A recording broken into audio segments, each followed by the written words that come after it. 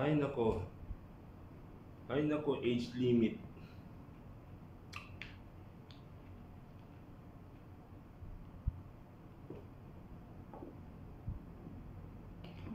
Ewan ko ba kung saan galing ng age limit na yan. Kung sino ba nagpatupad ng age limit na yan.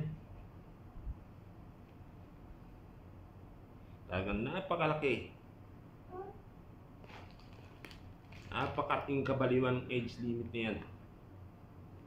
Kaya dito, sa pagkain ng popcorn, walang age limit. Kahit sino pwede kumain na ito. Kumain kayo hanggat gusto nyo. Bibilin nyo nga lang.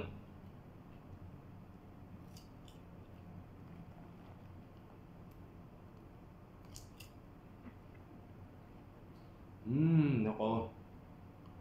Walang mangyayari sa bansang Pilipinas kung may age limit yan. Nag-a-apply ka ng trabaho. Kung umiidad ka na, hindi ka natatanggapin sa trabaho, tingin na lang sa'yo, basura na.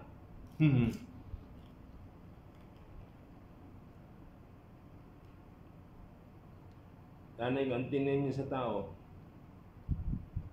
kung nag-apply naman siya, kahit na bata pa, may edad na, maging patas kayo.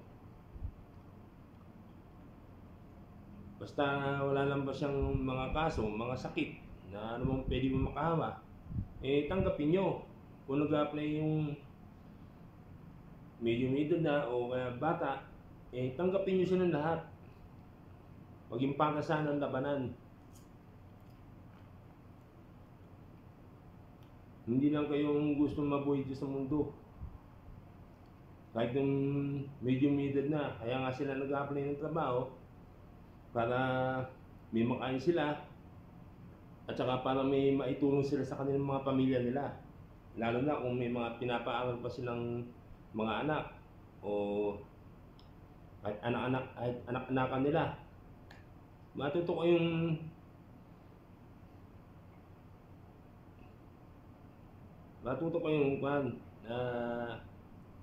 tanggapin nyo yung mga nag-apply na medyo may edad na.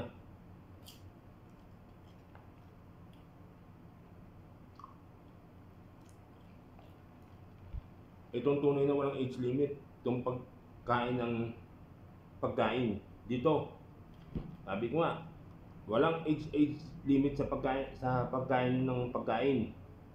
Kahit sino pwede tayo kumain ito. Itong pagkain na ito.